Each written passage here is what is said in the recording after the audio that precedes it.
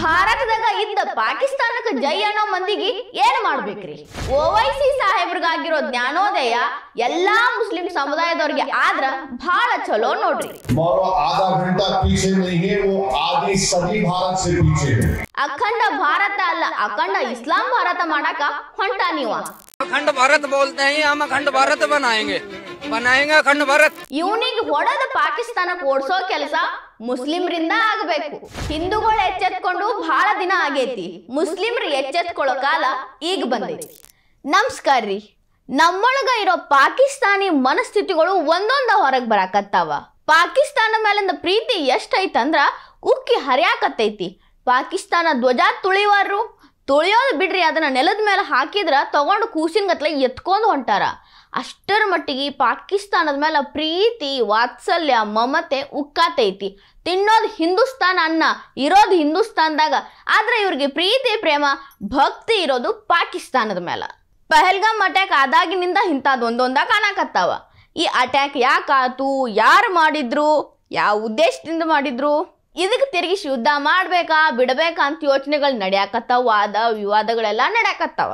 ಇದ್ರ ಜೋಡಿ ಎಲ್ಲಾರ್ಗು ಎಲ್ಲಾರ ಮೇಲೆ ಅನುಮಾನ ಬರಾಕತ್ ಬಿಟ್ಟೈತಿ. ನಮ್ಮ ಅಕ್ಕಪಕ್ಕ ಇರೋರ್ ಬಗ್ಗೆ ತಿರುಗಿ ನೋಡಿ ಭಯ ಪಡೋ ಪರಿಸ್ಥಿತಿ ಇವತ್ತಿನ ದಿನದಾಗ ನಿರ್ಮಾಣ ಆಗೈತಿ.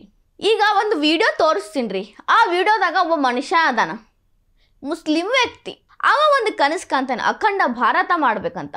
ಅಖಂಡ ಭಾರತವನ್ನ ಸಂಪೂರ್ಣವಾಗಿ ಇಸ್ಲಾಮೀಕರಣ ಮಾಡ್ಬೇಕು ಅನ್ಕೊಂಡಾನ.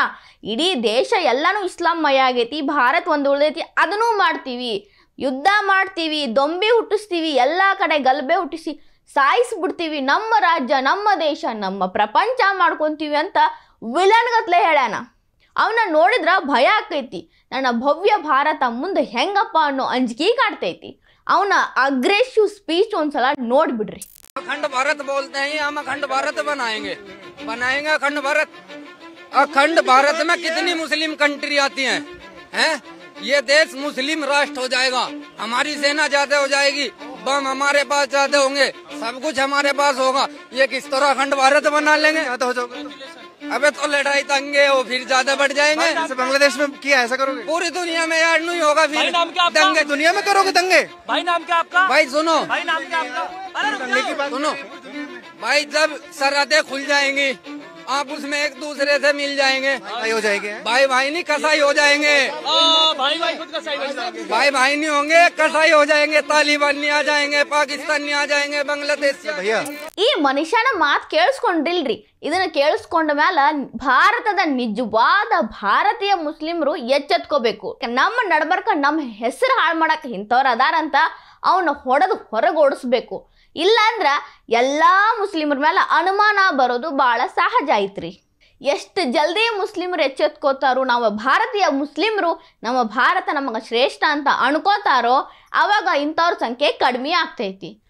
ಹಿಂದೂಗಳು ಎಚ್ಚೆತ್ಕೊಂಡು ಯಾವುದೋ ಕಾಲ ಆಗೈತಿ, ಈಗ ಮುಸ್ಲಿಮರು ಎಚ್ಚೆತ್ಕೊಳ್ಳೋ ಕಾಲ ಬರ್ಬೇಕಾಗೈತಿ. ಈ ಮನುಷ್ಯನ ಮಾತು ನೋಡ್ತಿದ್ದಂಗನ ಇನ್ನೊಬ್ರು ಗ್ರೇಟ್ ಮನುಷ್ಯರು ಮಾತಾಡ್ಯಾರ.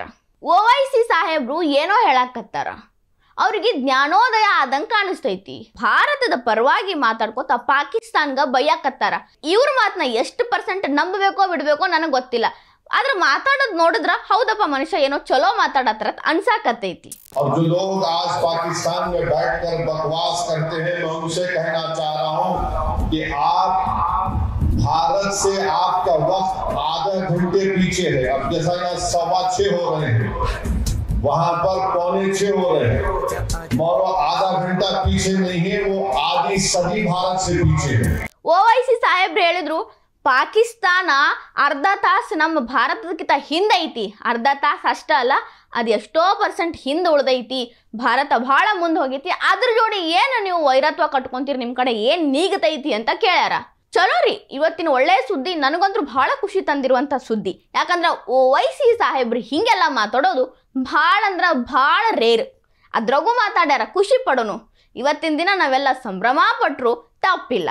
ಈ ಓವೈಸಿ ಸಾಹೇಬ್ರಿಗಾಗಿರುವಂತಹ ಜ್ಞಾನೋದಯ ಬಹುತೇಕ ಮುಸ್ಲಿಮ್ರಿಗೆ ಆತು ಅಂತಂದ್ರ ಅವಾಗ ಏನ್ ನೋಡಿದ್ರಲ್ಲ, ಅಖಂಡ ಇಸ್ಲಾಮೀಕರಣ ಭಾರತ ಮಾಡಕ್ ಹೊಂಟಿದ ಮನುಷ್ಯನ ಅವನ ಹಣ್ಣಗಾಯಿ ನೀರ್ಗಾಯಿ ಮಾಡಿ ಭಾರತ್ ಬಿಟ್ಟು ಓಡಿಸ್ಬೇಕು.